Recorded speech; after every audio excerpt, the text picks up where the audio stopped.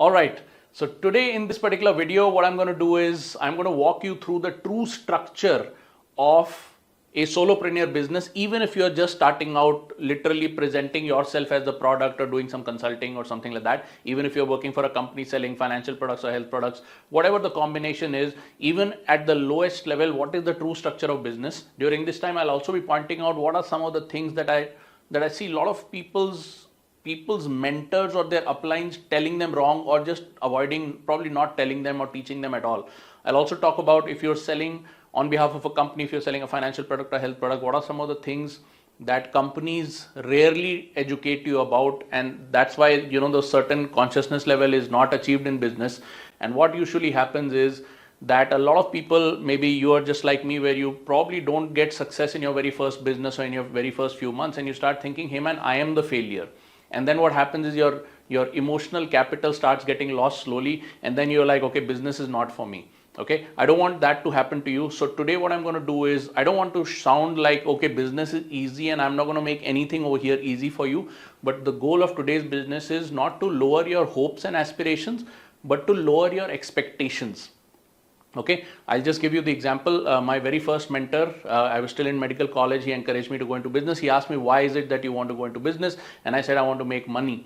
And he said, the goal of going into business is not to make money initially, is to learn the skills that are going to make you a millionaire later. Okay, and during this whole time, my business was not very successful, but he encouraged me, okay, you can just focus on your medical degree, but learn the skills that are going to make you a millionaire tomorrow. And that is exactly what happened. I was able to quit my hospital job, go into sales and marketing full time, and actually I later became a millionaire only because of the skills that I had learned in that particular business, although my first business was not successful.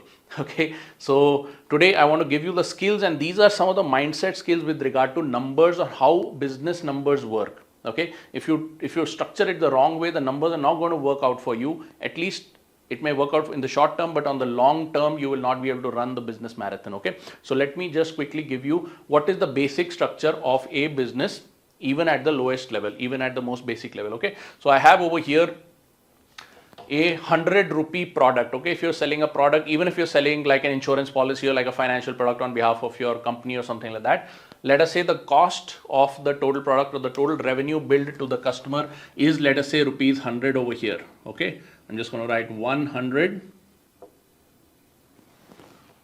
Let us say the customer pays out of pocket 100 rupees.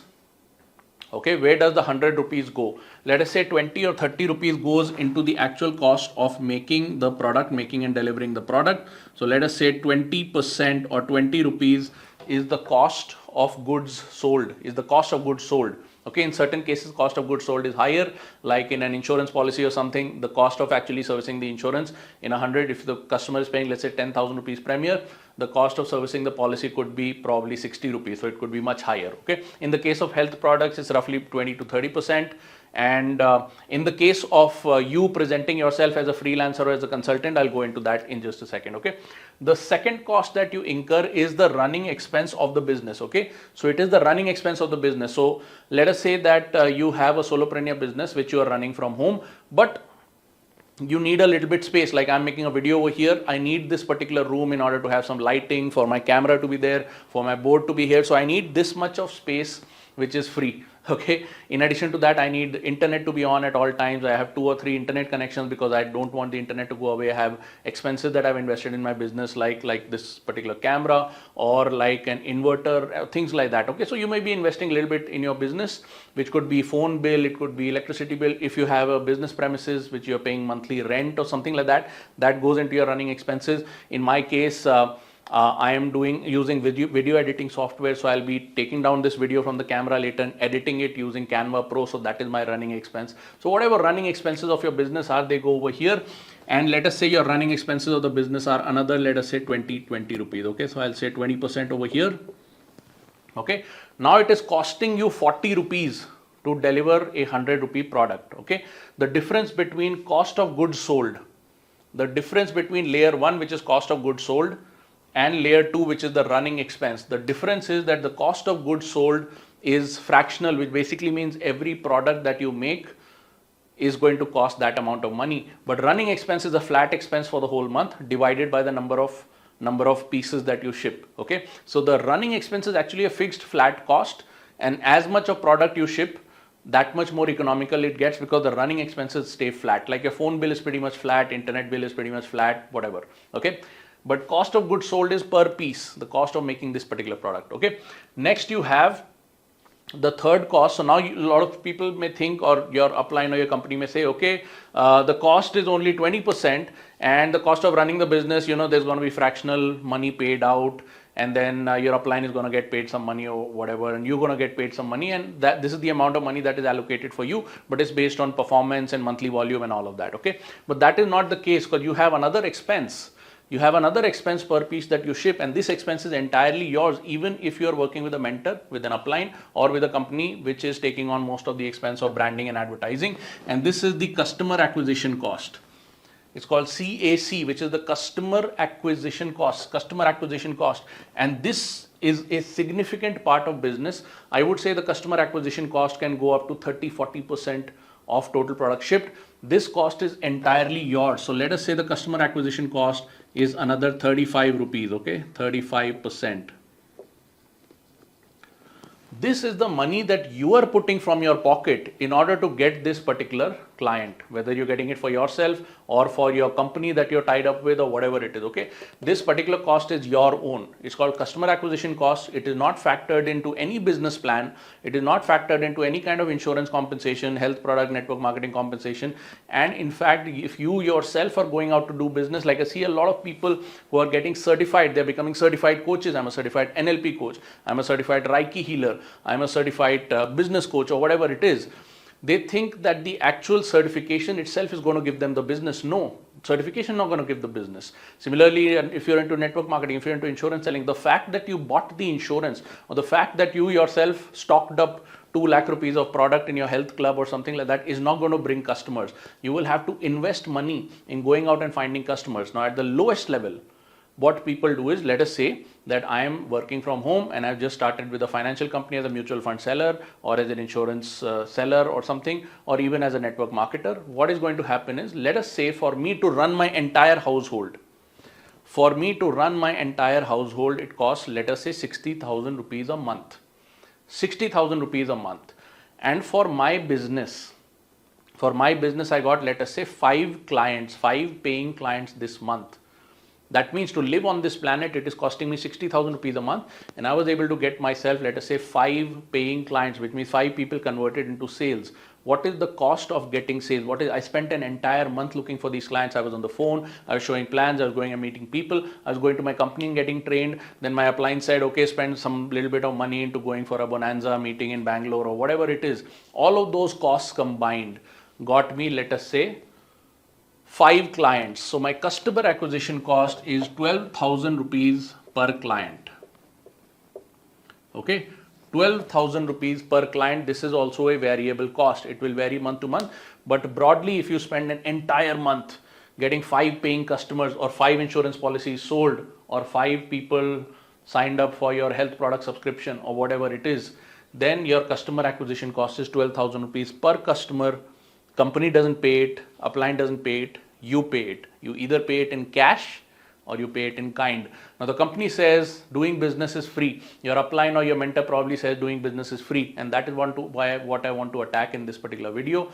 Doing business is not free, simply because even if you're selling a product where there is 0 cost of production and you're running it from home with literally 0 expense, you still have to spend the time of your life in going out and finding these clients. And the time of your life basically is your survival cost per month. So if your household cost and grocery cost and your rent and your car payments and your car fuel, everything combined, divide that by the number of paying clients you got this month, and that is your customer acquisition cost. So if you got 5 sales and your survival, grocery, home, household expense, all inclusive of rent and EMIs and everything, is 60,000 rupees. If it costs you 60,000 rupees to live on this planet every month, then your cost of client acquisition is 12,000 rupees per client. I don't know if that is high or that is low. I hope each of these clients is paying you a lot of money. Okay, now what happens, especially in commission selling, or especially even if you're doing coaching, consulting, or being a freelancer or providing your own consulting, okay? A lot of people in coaching and consulting do not factor cost of goods sold. Okay, do not factor running expenses, and a lot of people in network marketing and insurance do not factor the customer acquisition cost. Okay, these are the three costs that are eating into your revenue. And if your revenue is 100 rupees per product, then 40 plus 35, 75 rupees are lost over here. You only make 25% profit. 25% profit. Now, in order to survive on the planet, if it costs you 60,000 rupees, let us say, then I'm hoping that each customer brings in net profit payable to you should be 60,000 divided by 5, which should be with 60,000 divided by 25%, which is 15,000. So I hope that this 25% equals 15,000 per product sold. If you're selling a kit, a network marketing, what do you call it, supplement kit, then I hope you're making 15,000 rupees per profit per kit. That means each kit should ideally be 60,000 rupees. Okay. If you're selling insurance policy, I hope you're collecting 15,000 rupees of commission per insurance policy sold. So if the insurance policy gives you, let's say, 30% commission, then I guess you'll be selling a policy at least of 45,000, 50,000 rupees premium every single month to at least 5 new people every single month for this business to be viable for you. Okay. Now the reason I'm making this video is that I want you to understand what is the ultimate goal of all business. It doesn't matter. A lot of people think that selling this networking product is my business and building teams and all of that is my business. That is not your business. A lot of people think selling insurance policy, making people aware of what is going to happen if they do not protect themselves, or selling mutual funds, educating people about the market is your business. That's not your business. Your only business is, first of all, to keep a check on customer acquisition cost and figure out every single month how much it costs you to get a customer. Keep a check on customer acquisition cost. And the second thing is, this client, if they buy one product from you, get them to buy again and again and again and again. Get them to buy again and again and again and again, and see how much product you can resell to them or sell through them, okay, over a period of time, which builds something called total lifetime customer value. Okay, what is the lifetime customer value? The first product sold to this customer makes you, let's say, 25 rupees. The second product sold to this exact customer, okay, makes you 25 plus 35, 60 rupees. Because the second time there is no customer acquisition cost. If you change the format of this product and sell an information product, there is no cost of goods sold. So your profit on that particular product is 25 plus 35, 60 plus 20, 80 rupees. Okay. If you sell a product to a customer where it is like a course program or something, there is hardly any running expense.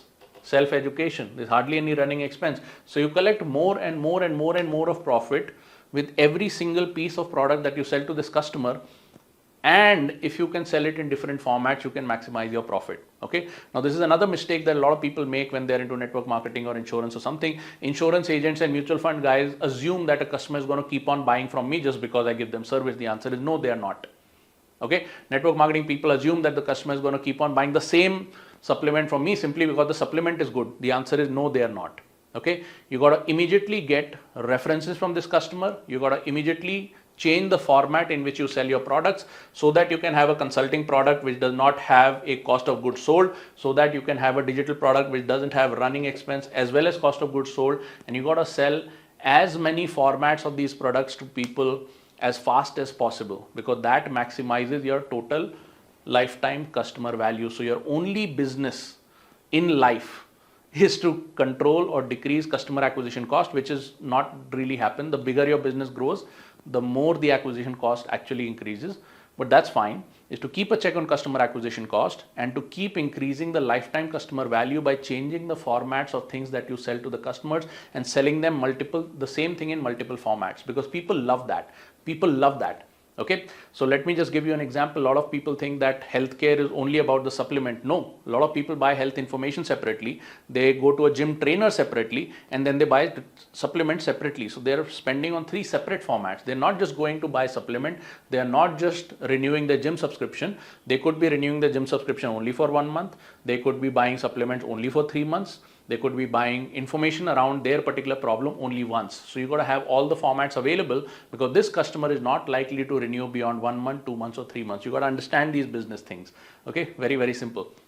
Second thing is, a lot of people think that just because some customer bought a good insurance policy, they're going to be giving references. The answer is no. A lot of people are very, very scared of looking bad in front of their social circle. So they're not going to get a salesman introduced into their social circle that easily. They're not going to do that. Even if you are offering them some kind of financial incentive or something, they're not going to do that.